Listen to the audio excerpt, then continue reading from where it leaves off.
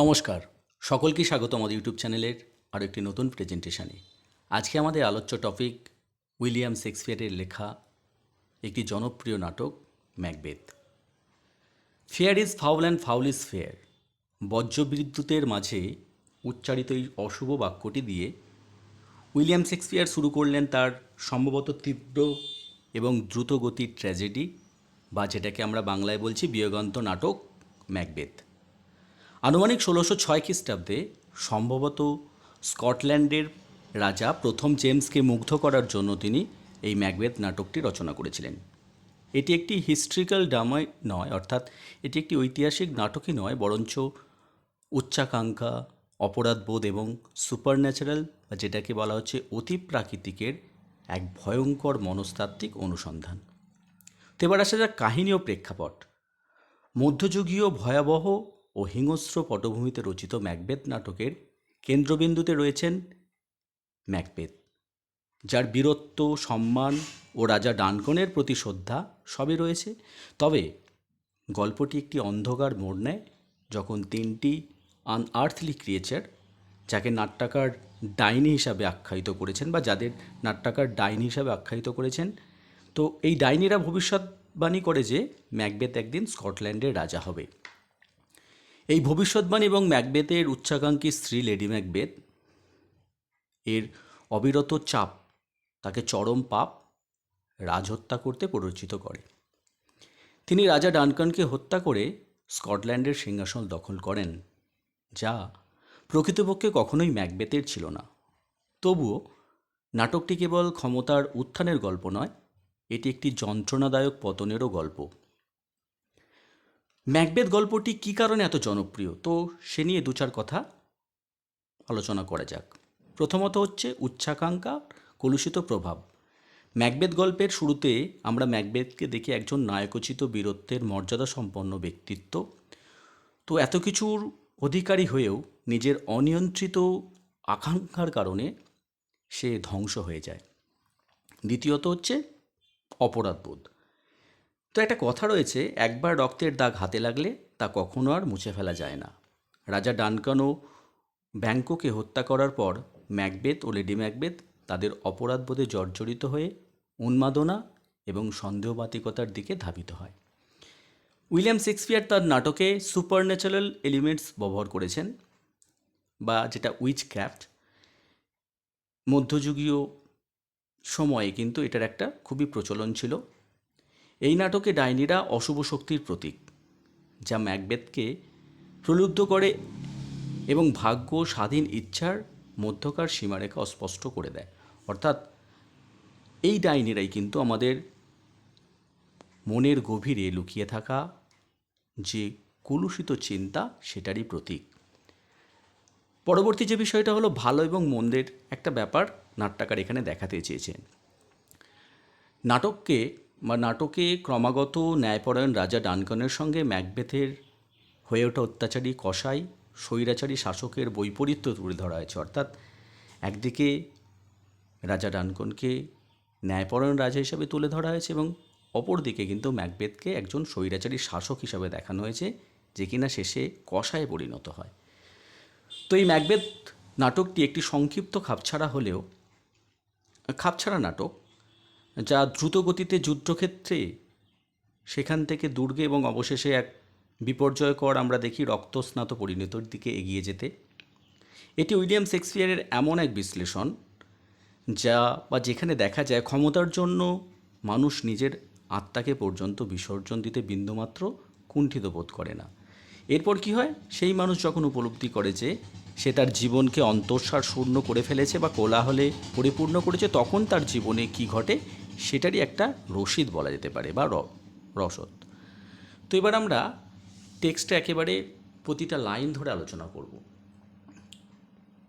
When Duncan was the king of Scotland, যখন রাজা Duncan স্কটল্যান্ডের রাজা ছিলেন, there lived a brave general, সেখানে একজন সাহসী যোদ্ধা বাস করতেন, who was looked up with high esteem throughout Scotland, যিনি সারা স্কটল্যান্ডব্যাপী উচ্চ মর্যাদায় আসীন হয়েছিলেন তার এই সাহসিকতার জন্য, আর কি for is great valour and skill in words, তার শৌর্যবীর্য এবং যুদ্ধের যে দক্ষতা, এখানে ভ্যালার বলতে শৌর্যবীর্যের কথা বলা হয়েছে, অ্যান্ড স্কিল ইন ওয়ার্ডস অর্থাৎ যুদ্ধে পারদর্শিতার যে ব্যাপারটা। He was also a close relative of the old king. এছাড়াও ম্যাকবেথ কে ছিলেন না বৃদ্ধ রাজার একজন নিকট আত্মীয়। ক্লোজ রিলেটিভ কথার অর্থ হচ্ছে নিকট আত্মীয়। হি ওয়াজ ম্যাকবেথ, তো যার সম্বন্ধে বলা হলো তিনি কে, তা তিনি হলেন Macbeth, the thane of glimpse, তিনি গ্লিমসের জমিদার। অফ লেট, যার কথার অর্থ হচ্ছে বা যে শব্দটার মানে হচ্ছে সম্প্রতি। He defeated a rebel army assisted by the troops of Norway in great numbers. Of late অর্থাৎ রিসেন্টলি বা সম্প্রতি, হি ডিফিটেড তিনি পরাজিত করেছিলেন, অর্থাৎ ম্যাকবেথ পরাজিত করেছিলেন কাকে, এ রিবেল আর্মি অর্থাৎ একটা বিদ্রোহী সৈন্যবাহিনীকে, assisted by the troops of Norway in great number, যাদের সহায়তা করেছিল নরওয়ে ভীষণ মাত্রায় সৈন্য সংখ্যক নিয়ে, তাদের তিনি পরাজিত করেছিলেন। হি ইমার্জড অ্যাজ ভ্যালার্স মিনিয়ন অ্যান্ড বেলোনাস ব্রাইডগ্রুম। তো এখানে দুটি উপমা ব্যবহার করা আছে। ফার্স্ট যেটা বলা হচ্ছে ভ্যালার্স মিনিয়ন হচ্ছে সাহসের প্রিয়পাত্র বা বীরত্বের অনুচর। ম্যাকবেথের যে বীরত্ব বা শৌর্যবীর্য এবং তার সাহসিকতাকে বোঝাতে এই উপমাটি আমাদের নাট্যকার ব্যবহার করেছেন এই নাটকে। তো ম্যাকবেথ এমন একজন সাহসী যোদ্ধা, এই নাটকে আর কি ম্যাকবেথকে এমন একজন সাহসী যোদ্ধা হিসাবে কল্পনা করা হয়েছে যাকে সাহসের দেবী নিজের অত্যন্ত স্নেহের পাত্র হিসাবে বিবেচনা করেন, এবং যুদ্ধক্ষেত্রে ম্যাকবেথ যেন সাহসের পরিচয়ে সবচেয়ে একজন প্রিয় প্রতিনিধি, তো সাহসের দেবীর আর কি। নেক্সট যে ওয়ার্ডটা বা ফ্রেজটা রয়েছে বেলোনাস ব্রাইডগ্রুম, তো এখানেও কিন্তু ম্যাকবেথকেই বোঝানো হয়েছে। বেলোনা হলেন রোমান যুদ্ধের দেবী। এই শব্দগুচ্ছ বা এই ফ্রেজটার দ্বারা কি বোঝানো হয়েছে না, ম্যাকবেথ যুদ্ধের দেবীর মতোই সাহসী এবং রণক্ষেত্রে বা যুদ্ধক্ষেত্রে তার দক্ষতা অতুলনীয়। His valour and courage demanded praise from all and sundry. His valour তার শৌর্যবীর্য, অ্যান্ড কারেজ এবং তার যে উদ্যম, ম্যাকবেথের যে উদ্যম, ডিম্যান্ডেড যেটা দাবি রাখে, প্রেজ প্রশংসার দাবি রাখে, from all and sundry that means সমস্ত স্তরের মানুষদের কাছে, অর্থাৎ সমস্ত স্তরের মানুষরাই তার এই শৌর্যবীর্যের প্রশংসা করতেন। চলে যাব পরবর্তী লাইনগুলির দিকে। দ্য টু স্কটিশ জেনারেল, অর্থাৎ স্কটিশ বলতে স্কটল্যান্ডের লোকেদের বলা হয় স্কটিশ। দুজন স্কটল্যান্ডের যোদ্ধা বা সৈন্য, Macbeth and ব্যাঙ্কো war returning from the great battle. Macbeth এবং ব্যাঙ্কো তারা ফিরছিলেন সেই মহান যুদ্ধ থেকে বা সেই ভয়ঙ্কর যুদ্ধ থেকে। দেয়ার ওয়াজ থান্ডার অ্যান্ড লাইটনিং, যখন তারা ফিরছিলেন সেখানে কি হচ্ছিল, থান্ডার অ্যান্ড লাইটনিং অর্থাৎ বজ্র বিদ্যুৎ হচ্ছিল। On the way they were stopped by the strange appearance of three figures.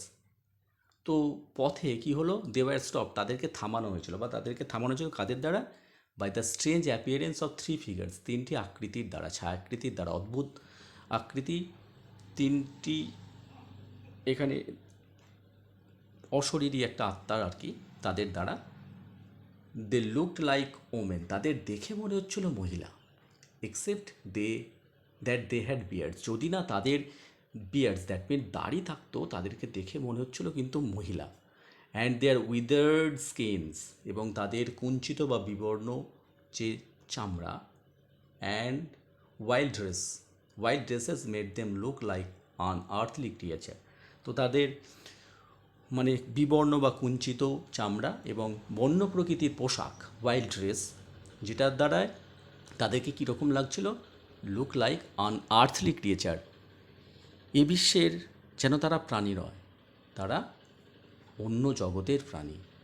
They were dancing, তারা নাচছিল, দে ওয়ার সিঙ্গিং, তারা গান গাইছিল। কি বলছিল তারা, fair is foul and foul is fair, যেটাই সুন্দর সেটাই খারাপ, খারাপই সুন্দর। তো আমাদের যদি হিন্দু মাইথোলজিতে দেখা যায়, সেখানে একটা কথা রয়েছে, সত্যম শিবম সুন্দরম। তো যাহাই সত্য তাহাই সুন্দর তাহাই শিব। তো এটা কিন্তু ঠিক অপোজিট ব্যাপার, যা কিছু খারাপ আর সেটাই ভালো, মানে সুন্দরই খারাপ এবং খারাপটাই হচ্ছে সুন্দর। Hover through the fog and filthy air, কুয়াশার দূষিত বাতাসে উড়ে চলো। তারা এই কথাগুলো, মানে এই গানটা তারা গাইছিল। নেক্সট লাইনগুলো দেখা যাক। As they saw the two generals, যেই তারা সেই দুজন যোদ্ধাকে দেখেছিল, the first witch saluted Macbeth with the title of the thane of Glamis. তো প্রথম ডাইনি ম্যাকবেথকে স্যালিউট অর্থাৎ অভিবাদন জানিয়েছিল কি বলে, the title of thane of ক্লিমসের জমিদার হিসাবে স্বাগত জানিয়েছিল। The general was scarcely startled. তো কী হলো, এরকমভাবে তিনটে অপরিচিত বা অশরীরী আত্মা তারা যে ম্যাকবেথের যে বর্তমান উপাধি বা যে পজিশানে আছে সেটা জানে। এটাতে কী হলো, দ্য জেনারেল ওয়াজ স্কেয়ারলি স্টার্টেলড, ভীষণভাবে মানে ভয় পেয়ে গিয়েছিল। To find himself known by such creatures, এইরকম প্রাণীরা তাকে জানে বা চেনে এটা ভেবে কিন্তু ম্যাকবেথ প্রথমে একটু ভয় পেয়েছিল এবং হতবাকও হয়েছিল বলা যেতে পারে। দ্য সেকেন্ড উইচ, দ্বিতীয় ডাইনি, witch addressed him as the thane of Cawdor, তাকে খডরের জমিদার বলে উদ্দেশ্য করেছিল বা সম্মানিত করেছিল। তাকে উদ্দেশ্য করে কি বলা হয়েছিল, দ্য থেন অফ খডর, মানে দ্বিতীয় ডাইনিটা বলেছিল। এগুলো কিন্তু প্রত্যেকটাই প্রশ্ন আসে, প্রথম ডাইনি ম্যাকবেথকে কী বলে স্যালিউট করেছিল, দ্বিতীয় জন এরকম আর কি। তখন আমাদের কিন্তু এই আনসারগুলো লিখতে হবে। প্রথমজন তাকে থেন অফ ক্লিমস বলে আখ্যায়িত করেছিল আর দ্বিতীয় ডাইনি তাকে থেন অফ খডর বলেছিল। To which he had no pretension, যেটাতে মানে এই যে অভিবাদনটা ম্যাকবেথ শুনতে পাবে ওই দ্বিতীয় ডাইনির থেকে, হি হ্যাড নো প্রিটেনশন, তার কোনো ইচ্ছাই ছিল না বা কোনো অভিপ্রায়ই ছিল না। And the third told him, এবং তৃতীয় জন তাকে বলেছিল, you will be the king of Scotland hereafter, এরপর থেকে তুমি স্কটল্যান্ডের রাজা হবে। তো এই তিনটে ভবিষ্যৎবাণী ডাইনিরা করেছিল। সাচ এ প্রফেটিক গ্রিটিং, এ ধরনের মানে ভবিষ্যৎবাণীপূর্ণ যে গ্রিটিং বা সম্বর্ধনা, মাইট ওয়েল অ্যামেজিং, হয়তো তাকে আনন্দিত করেছিল ম্যাকবেথকে। ফর হি নিউ, কারণ কিন্তু সে জানতো যে that as long as the kings on survived, যতক্ষণ বা যতদিন রাজার ছেলেরা বেঁচে রয়েছে, he could scarcely hope to succeed to the throne, সে তো প্রায় সিংহাসন দখল করবে বা সিংহাসনে সে একজন সফল রাজা হয়ে সিংহাসন দখল করবে, এই চিন্তাভাবনা সে কখনোই করতে পারে না, কদাচিৎ করতে পারে না বা কখনোই করতে পারে না। বাই দিস টাইম, ঠিক সেই সময় যখন ম্যাকবেথ এই আর কি চিন্তাভাবনাটা করছে, ব্যাঙ্কো ওয়াজ কিউরিয়াস টু নো, ব্যাঙ্কো এটা জেনে খুব উৎসুক হয়েছিল, দ্য রিজন, কারণটা কি, why the witches had little to say about him, কেন তাকে এত অল্প পরিমাণে বলছে। whereas they kindled hope in the heart of his dearest friend, যে কথাগুলো বলে তার প্রিয় বন্ধু ম্যাকবেথের হৃদয়ে আশা সঞ্চারিত করছে, এটা ম্যাকবেথ ভাবছিল উৎসুক হয়ে, বা তার মধ্যে একটা উৎসুক ভাব ছিল এটা যে কেন বলছে ডাইনিরা। So the witch is turn towards Banquo, তাই সেই ডাইনিরা ব্যাঙ্কোর দিকে ঘুরেছিল। And told him in somewhat, এবং তাকে বলেছিল সামহোয়াট রিডলিং টার্মস, ছন্দবদ্ধ ভাষায় কিছু বলেছিল। কি বলেছিল, to be lesser than Macbeth, ম্যাকবেথের থেকে কম, অ্যান্ড গ্রেটার, এবং ম্যাকবেথের থেকেও বেশি, নট সো হ্যাপি, অতটা খুশি নয়, বাট মাচ হ্যাপিয়ার, কিন্তু আরও বেশি সুখী। চলে যাই পরবর্তী লাইনগুলোর দিকে। দে অলসো প্রফেসড, এছাড়াও তারা অর্থাৎ ডাইনিরা ভবিষ্যৎবাণী করেছিল যে although Banquo would never reign as the king of Scotland, যে ব্যাঙ্কো উড নেভার রেন অর্থাৎ শাসন করতে পারবে না, রেন কথার অর্থ হচ্ছে শাসন করা, as the king of Scotland, স্কটল্যান্ডের রাজা হয়ে ব্যাঙ্কো কিন্তু কোনোদিন শাসন করতে পারবে না। ইয়েট, তবুও হিজ সাকসেসার অর্থাৎ তার উত্তরসূরিরা উড বি দ্য কিং, তার রাজা হবে, অর্থাৎ ব্যাঙ্কোর পুত্ররা স্কটল্যান্ডের রাজা হবে। And then they turn into thin air and vanished, এবং এই কথাগুলো বলে তারা ঘুরেছিল এবং সেই পাতলা বাতাসে বা হালকা বাতাসের মধ্যে তারা অদৃশ্য হয়ে গিয়েছিল। By which the generals realised, এটার দ্বারা সেই যোদ্ধারা উপলব্ধি করতে পেরেছিল, রিয়েলাইজড কথার অর্থ হচ্ছে উপলব্ধি করা, the weird sisters to be witches. তো এই রহস্যময় বোনেরা নিশ্চয়ই ডাইনি। While they stood there pondering on the strangeness of this adventure, যখন while মানে যখন they stood, they means ব্যাঙ্কো and Macbeth, Macbeth and ব্যাঙ্কো stood there pondering, তারা সেখানে দাঁড়িয়ে হতবাক হয়েছিল on the strange of this adventure। তো এই যে একটা রহস্যময় যে অভিযান তাদের সঙ্গে হলো আর কি, অভিজ্ঞতা তাদের হলো, সেটাতে যখন তারা কিংকর্তব্য বিমূঢ় বা তারা একটু হতভম্ব হয়ে দাঁড়িয়েছিল, দেয়ার অ্যারাইভড সার্টেন এনভয়েস, সেখানে উপস্থিত হয়েছিল এনভয়েস, অর্থাৎ সার্টেন এনভয়েস কথার অর্থ হচ্ছে মেসেঞ্জার্স বা দূত, রাজার তরফ থেকে আসা দূত, ফ্রম দ্য কিং, রাজার তরফ থেকে আসা দূত সেখানে এসে উপস্থিত হয়েছিল, দূতেরা উপস্থিত হয়েছিল, who were empowered to confer upon Macbeth the title of the thane of Cawdor. তো তাদেরকে হু ওয়ার এম্পাওয়ার্ড, তাদেরকে সেই ক্ষমতা দেওয়া হয়েছিল টু কনফার করতে, অর্থাৎ জ্ঞাপন করতে বা জানাতে, আপন ম্যাকবেথকে জানাতে the title of the thane of Cawdor, যে ম্যাকবেথকে তারা কিসের উপাধির কথা বললো, যে তাকে রাজা কডরের জমিদার করে দিয়েছেন, মানে এই উপাধিটা দিয়েছেন বা তাকে সেই দায়িত্বটা দিয়েছেন। ইট ওয়াজ অ্যান ইভেন্ট, এটা এমন একটা ঘটনা, so miraculously corresponding with the prediction of the witches that Macbeth stood there warped in amazement. তো ইট ওয়াজ অ্যান ইভেন্ট, এটা এমন একটা ঘটনা, সো মিরাকুলাসলি করসপন্ডিং, যেটা অলৌকিকভাবে একটা সাযুজ্য বা মিল ছিল with the prediction of the witches, সেই ডাইনিদের ভবিষ্যৎবাণীর সঙ্গে, দ্যাট ম্যাকবেথ স্টুড দেয়ার, যে সেখানে ম্যাকবেথ দাঁড়িয়েছিল, ওয়ার্প ইন অ্যামেজমেন্ট, সে একদম হতভম্ব হয়ে সেখানে দাঁড়িয়েছিল বা রহস্যময়তার চাদরে যেন জড়িয়ে সেখানে দাঁড়িয়েছিল। Unable to respond to the envoys, সে গ্রিটিংস অফ দ্য এনভয়েস, সে এমনকি ভুলে গিয়েছিল সেই দূতদের মানে গ্রিট করতে, অর্থাৎ তাদের ধন্যবাদ জ্ঞাপন করতে ভুলে গিয়েছিল। তারা কারা?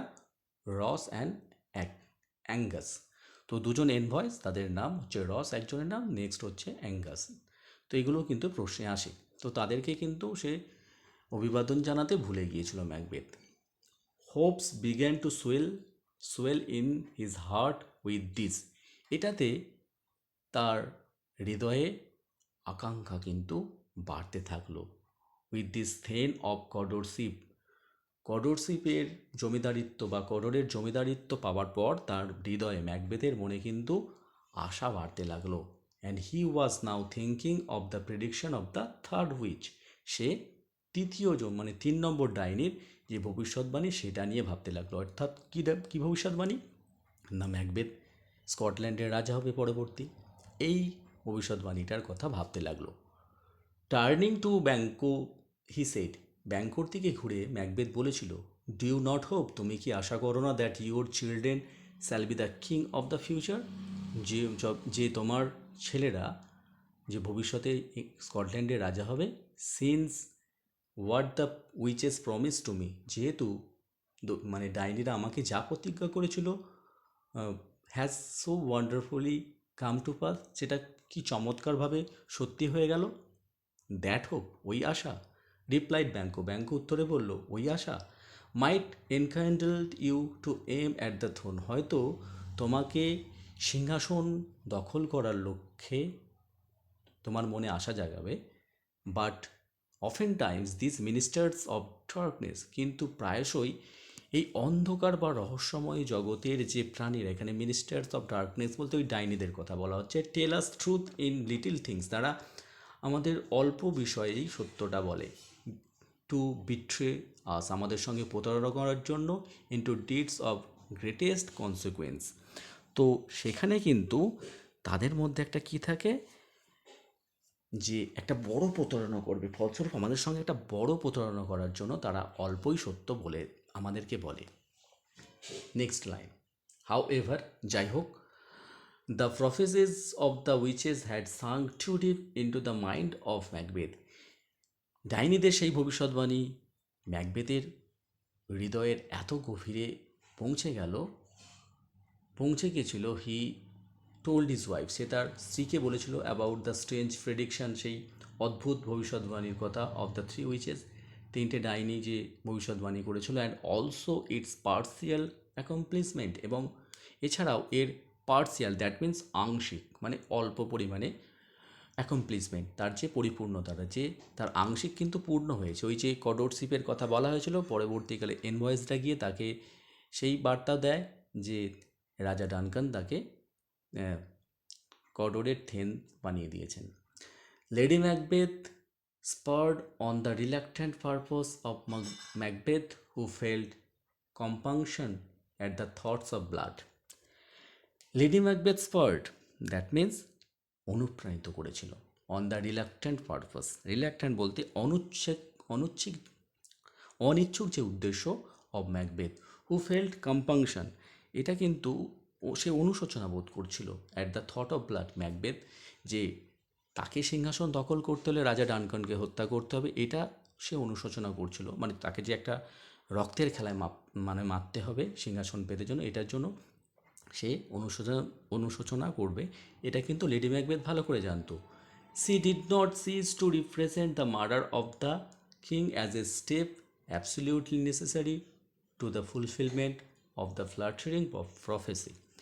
C did not cease to represent, কিন্তু লেডি ম্যাকবেথ কখনো থামায়নি the murder of the king as a step, যে রাজাকে হত্যা করতে হবে এই চিন্তাভাবনাটা কিন্তু তার মন থেকে কখনোই যায়নি, যে এটা একটা পদক্ষেপ অ্যাবসলিউটলি নেসেসারি, যেটা নিশ্চিতভাবে প্রয়োজনীয়, to fulfilment of the flattering prophecy, সেই আত্মতৃপ্তিকর, ফ্ল্যাটারিং দ্যাট মিন্স আত্মতৃপ্তিকর যে ভবিষ্যৎবাণীটাকে পূর্ণ করতে গেলে এটা একটা পদক্ষেপ যেটা গ্রহণ করতেই হবে, অর্থাৎ রাজা ডানকানকে মারতে হবে, এই চিন্তাভাবনা কিন্তু ম্যাকবেথের অনুশোচনা হলেও তার স্ত্রীর কিন্তু ছিল না।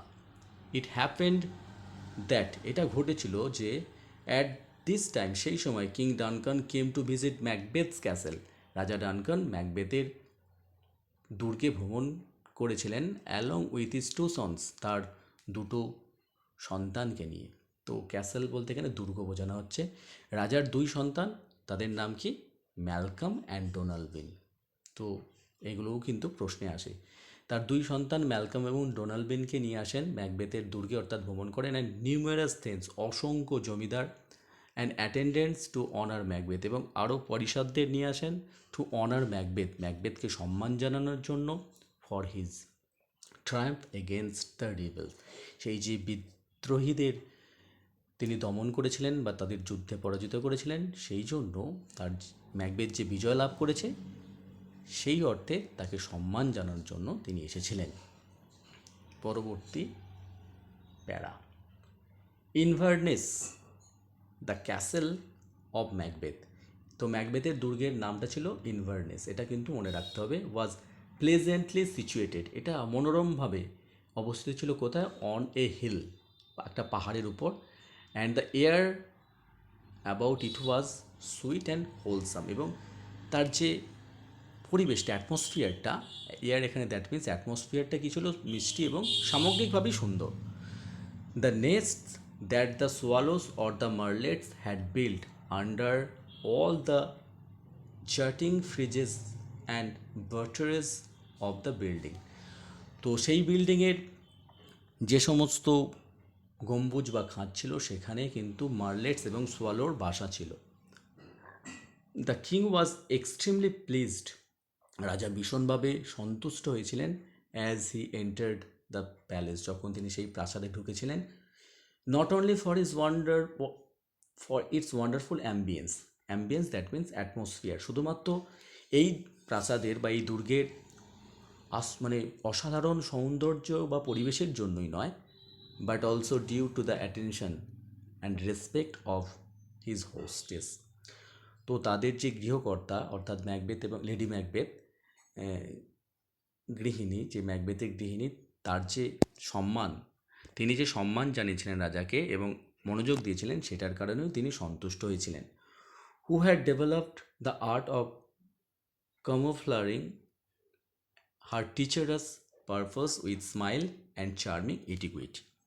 তো এখানে ব্যাপারটা কি, who had develop the art, lady Macbeth একটা কৌশলকে উন্নতি ঘটিয়েছিল, মানে চারিত্রিক একটা উন্নতি সাধন করেছিল। কীরকমভাবে? কমপ্লেনিং মানে ছদ্মবেশ ধারণ করেছিল। হার টিচারাস পারপাস, তার যে বিশ্বাসঘাতকপূর্ণ যে উদ্দেশ্য, অর্থাৎ তার তো উদ্দেশ্য ছিল ম্যাকবেথ ডানকানকে হত্যা করা। উইথ স্মাইল অ্যান্ড চার্মিং ইটিকুইটি, তার চরিত্রের মধ্যে কী ছিল? একটা মৃদু মুখে হাসি ছিল এবং একটা সুন্দর রকমের একটা শিষ্টাচার ছিল, কিন্তু তার আড়ালে কিন্তু তার একটা গভীর বিশ্বাসঘাতকতা লুকিয়েছিল। তো এগুলো ডানকান বুঝতে পারেননি, তাই তিনি মুগ্ধ হয়েছিলেন। পরবর্তী para, tired of his long journey, দীর্ঘ যাত্রায় ক্লান্ত হয়ে the king went early to bed, রাজা তাড়াতাড়ি ঘুমাতে গিয়েছিল। It was the middle of night, এটা ছিল মধ্যরাত্রি। Now over half the world nature seems dead, তো মনে হলো কি প্রকৃতি অর্ধেকটা বিশ্ব যেন ঘুমিয়ে, প্রকৃতি যেন ঘুমিয়ে। যখন এই সময় থাকে, মানে এরকম যে পরিবেশটা, সেই সময় কি হয়? নাট্যকার বলছেন, and wicked dreams abuse sleeping men's mind, তখন নিষ্ঠুর স্বপ্ন জাগরিত হয়, বা তারা যারা পাপী তারা ঘুম থেকে জেগে ওঠে, তাদের মনে কিন্তু একটা এরকম খারাপ স্বপ্ন কিন্তু জেগে ওঠে। And none but the Wolf or the murderer is out for hunt, তো সেই সময় কেউই বের হয় না, কেবলমাত্র উলফ, দ্যাট মিন্স নেকড়ে, or the murderer is out for hunt, murderer অর্থাৎ হত্যাকারীরা বের হয় কিসের জন্য? যেমন উলফ শিকারের জন্য বের হয়, আর হত্যাকারীরা বের হয় হত্যা করার জন্য। This was the time when lady Macbeth wake up to plot the murder of the king, তো এই সময় লেডি ম্যাকবেথ উঠে পড়লেন ঘুম থেকে। তো রাজাকে হত্যা করার একটা পরিকল্পনা লেডি ম্যাকবেথ করে ফেললেন ইতিমধ্যেই। She would not have undertaken a deed so abhorrent to her sex, তো তিনি কখনো এরকম একটা কাজ হাতে তুলে নেবেন না যেটা তার পক্ষে জঘন্য, মানে সে তো একজন মেয়ে, তার জন্য একটা ঘৃণিত বা জঘন্য, সেটা সে কখনোই এইরকম কাজ হাতে তুলে নেবে না। And she was well aware of her husband's nature, কিন্তু লেডি ম্যাকবেথ খুব ভালোভাবেই ম্যাকবেথের নেচার বা প্রকৃতি সম্বন্ধে অবগত ছিলেন। That was too full of the milk of human kindness, তো full of the milk of human kindness, অর্থাৎ তার মধ্যে ম্যাকবেথের মধ্যে দয়াময়া আছে, সেটা সে ভালোভাবেই জানে।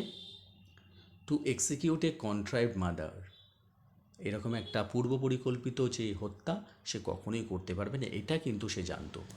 সি নিউ দ্যাট, সে জানতো যে হার হাজব্যান্ড ওয়াজ অ্যাম্বিশাস, তার স্বামী উচ্চাকাঙ্ক্ষী, but he was not prepared for the height of crime, কিন্তু সে এই উচ্চমাত্রার অপরাধটা করার জন্য প্রস্তুত নয়, which commonly accompanies inordinate ambitions, কিন্তু এইরকম একটা অতিরিক্ত উচ্চাকাঙ্ক্ষা পূরণ করার জন্য সাধারণভাবে এটা করতেই হয়, অর্থাৎ হত্যাটা করতেই হবে।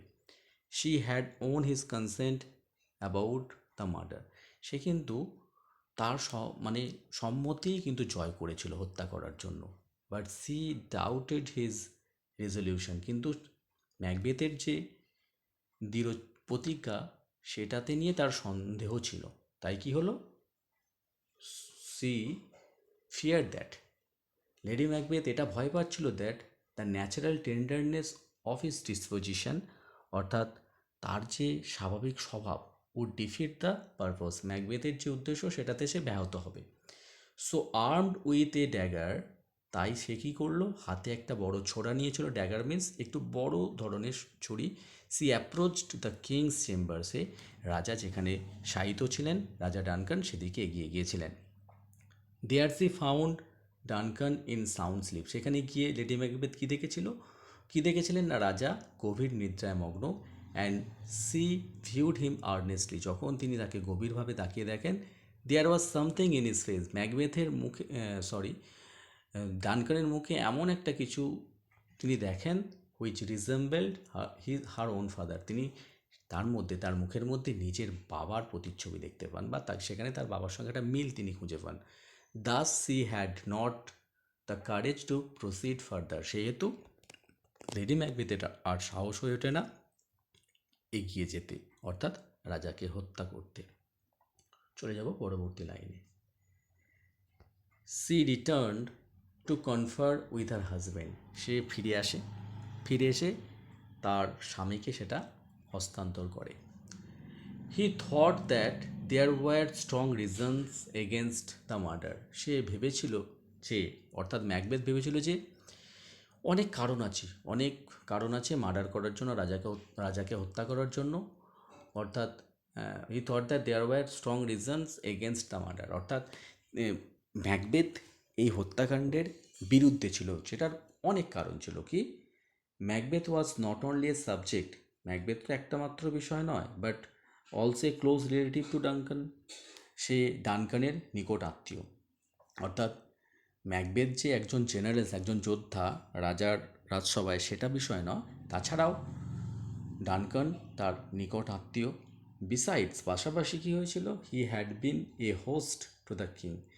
রাজা তার অতিথি আর তারা অতিথির সেবক। So his duty would be to protect the king. তো ম্যাকবেথের দায়িত্ব রাজাকে রক্ষা করা ফ্রম দ্য থ্রেট অফ মার্ডারারের যে থ্রেট থেকে তাকে রক্ষা করা, not to bear the dagger himself, নিজের হাতে সেই ছুরি তুলে নেওয়া নয়। He also considered how just and merciful a king this Duncan had been. এছাড়াও ম্যাকবেথ বিবেচনা করলো যে রাজা কত ন্যায়পরায়ণ এবং কত ক্ষমাশীল। How clear of offence to his subject. তো এটা, তাকে যে হত্যা করাটা কত বড় একটা অপরাধ। How loving to his novelty that his subjects are doubly bound to avenge his death. তো তার সেই যে ভালোবাসা, রাজা ম্যাকবেথের প্রতি যে রাজার এত ভালোবাসা, তার যে মহানুভবতা, সেই বিষয়টা যদি ম্যাকবেথ তাকে হত্যা করেন, তো সেটা তার অভিযোগটা কিন্তু দ্বিগুণ হয়ে তার দিকেই ফিরে আসবে। মোর ওভার, তদুপরি, by the favours of the king, Macbeth stood high in the opinion of all sorts of men. রাজসভায় যত মানুষ আছেন, রাজার প্রিয় পাত্র হওয়ার কারণে রাজসভায় ম্যাকবেথ সর্বোচ্চ আসনে আসীন হয়ে রয়েছে। And how would those honours be stained by the reputation of so foul a murder. তার সেই সম্মান কি আর থাকবে যদি এরকম একটা নিরর্থক, একটা জঘন্য সে হত্যাকাণ্ড ঘটায়। In this conflicts of mind, তো তার যখন মনে এরকম দ্বন্দ্ব চলছে, Lady Macbeth found that her husband had resolved to proceed no further. তো লেডি ম্যাকবেথ কিন্তু এটা বুঝতে পেরেছিল যে তার স্বামী মনস্থির করেছে যে আর এগোতে পারবে না, অর্থাৎ হত্যা করতে পারবে না। But C was a woman not easily second from her purpose. কিন্তু তিনি এমন একজন মহিলা যিনি তার উদ্দেশ্য থেকে এত সহজে পিছপা হবেন না। She began to pour in at his ears words tinged with a valor of her tongue, infusing a portion of her own spirit into his mind. তো বলে না সেরকমভাবে কানে মন্ত্রণা দেওয়া।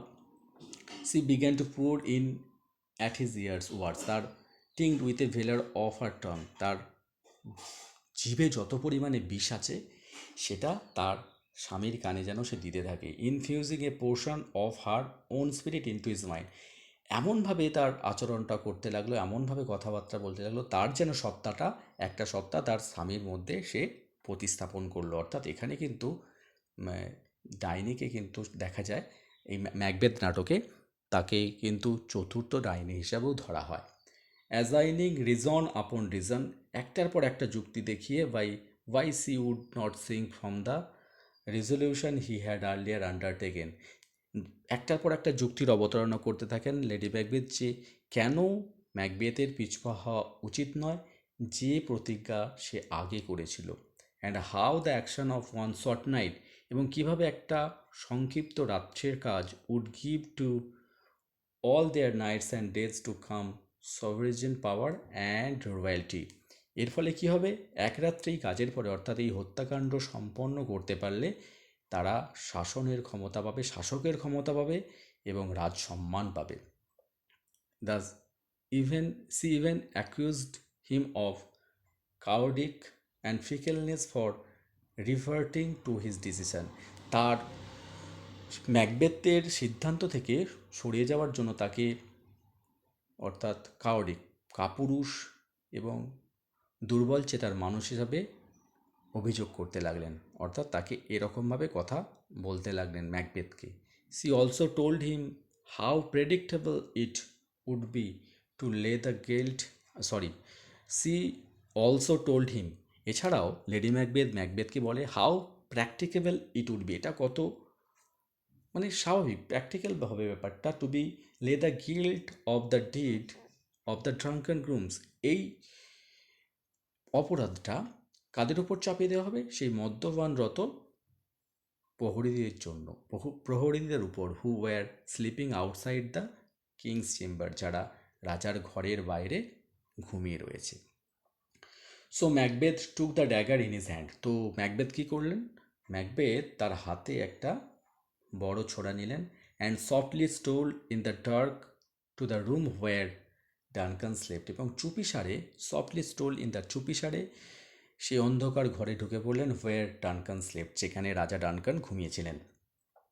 As he advance towards the bed chamber, যখনই Macbeth যে শোবার ঘরের দিকে এগিয়ে যেতে লাগলেন, হি ভিজুয়ালাইজড, তিনি দেখতে পাচ্ছিলেন যেন, other dagger hanging in the air, বাতাসে একটা ছুরি ঝুলছে, সেটা তিনি দেখতে পেলেন, with the handle pointed towards him, এবং তার হাত তোলটা বাঁটটা তার দিকে ছিল, and there were drops of blood on the tips, এবং সেই ছুরির অগ্রভাগে রক্তের ফোঁটা লেগেছিল, and the blade of the dagger, সেই ছোড়ার অগ্রভাগে রক্ত লেগেছিল। Macbeth tried to grabs the dagger, Macbeth সেই ছোড়াটা আঁকড়ে ধরতে চাইছিল। তো এটা কেন হচ্ছিল সেটা আমরা পরে বলছি, তার অপ্রেসড মাইন্ডের কারণে আর কি, but faded into the air, কিন্তু যেই সে আঁকড়ে ধরতে চাচ্ছিল সেটা বাতাসে যেন অদৃশ্য হয়ে যাচ্ছিল। To his realization, it was only a mere phantasm created from his hot and oppressed brain for the business he had in hand. তো ম্যাকবেথের এই যে ব্যাপারটা হচ্ছিল, পরে সে উপলব্ধি করতে পারে, ইট ওয়াজ অনলি এ মেয়ার ফ্যান্টাজম, একটা ভৌতিক ব্যাপার, অর্থাৎ এটা কি বলা যায়, hallucination, from his hot and oppressed brain, তার যে মাথাটা সেই মুহূর্তে একেবারে তো উত্তপ্ত হয়ে গিয়েছিল, সেই চিন্তাভাবনা যে হাতে তুলে নিয়েছে, অর্থাৎ সে যে হত্যা করতে যাবে সেই ব্যাপারটা জন্য কিন্তু এরকম একটা হলুসিনেশন সে দেখছিল। চলে যাব পরবর্তী লাইনগুলির দিকে। ওভারকামিং হিজ ফিয়ার, তার ভয়কে জয় করে Macbeth enter Duncan room, Macbeth কী করলো, ডানকানের মানে যে কক্ষটা ছিল সেখানে কিন্তু প্রবেশ করে গেল, and slew the helpless king, তিনি অসহায় রাজাকে কুপিয়ে দিলেন বা হত্যা করলেন। Just as he was about to leave the room, যেই সে ঘর থেকে বেরিয়ে যাবে, ওয়ান অফ দ্য গ্রুমস, মানে সেই প্রহরীদের মধ্যে একজন, who was sleeping adjacent to the chamber, সেই ঘরের মানে সংলগ্ন জায়গায় যে ঘুমিয়েছিলেন, লাফড ইন হিজ স্লিপ, ঘুমের মধ্যে সে হেসে উঠল, অ্যান্ড ক্রাইড আউট, এবং চিৎকার করে বলে উঠল, মার্ডার, হত্যা, for which both of the grooms wake up, উভয়ই বা আরও যে ছিল প্রহরীরা তারা কিন্তু উঠে পড়েছিল বা জেগে উঠেছিল। বাট দেন, ঠিক তখনই, one of them said, God bless us, তাদের মধ্যে একজন বলে উঠেছিল, ঈশ্বর আমাদের মঙ্গল করুন, and the other responded amen, অন্যজন বলেছিল amen, and went off to sleep, আবার তারা এই কথা বলে ঘুমাতে কিন্তু লেগে গিয়েছিল। Macbeth also try to say amen, ম্যাকবেথও আমেন বলতে চেয়েছিল, but the word seems to be struck in his throat, যেন সেই শব্দটা ম্যাকবেথের গলায় চড়িয়ে গিয়েছিল বা আটকে গিয়েছিল, অ্যান্ড হি কুড নট আটার ইট, এবং সে সেটা উচ্চারণ করতে পারে না, অর্থাৎ সে এমন একটা ঘৃণিত বা গর্হিত কর্ম করেছিল যে তার মধ্যে যে স্পিরিচুয়াল যে ব্যাপারটা তখন আর সে আসেনি। He felt that he heard a voice which said, Macbeth যেন শুনতে পাচ্ছিল একটা কণ্ঠস্বর যেটা বলছিল, স্লিপ নো মোর, আর ঘুমিয়ে থেকো না। ম্যাকবেথ মার্ডার স্লিপ, ম্যাকবেথ ঘুমকে বা নিদ্রাকে হত্যা করেছে, দ্য ইনোসেন্ট স্লিপ, সেই নিষ্পাপ ঘুম, দ্যাট নারিসেস লাইফ, যেটা জীবনকে লালিত পালিত করে। Glamis has murder sleep, Glamis হত্যা করেছে নিদ্রাকে, and therefore Cawdor shall sleep no more, তাই বা সেই হেতু কর্ডোরও আর ঘুমাতে পারবে না। Macbeth shall sleep no more, ম্যাকবেথও আর ঘুমাতে পারবে না। পরবর্তী লাইনগুলো, Macbeth does return to his wife, সেহেতু ম্যাকবেথ তার স্ত্রীর কাছে ফিরে আসে, who by now started to think that, তখন সে ভাবতে শুরু করে that he had failed in his objective, হয়তো ম্যাকবেথ তার যে উদ্দেশ্য সেটা পূরণ করতে ব্যর্থ হয়েছে। He came in such distracted a state that she reproached for his want of resolutness.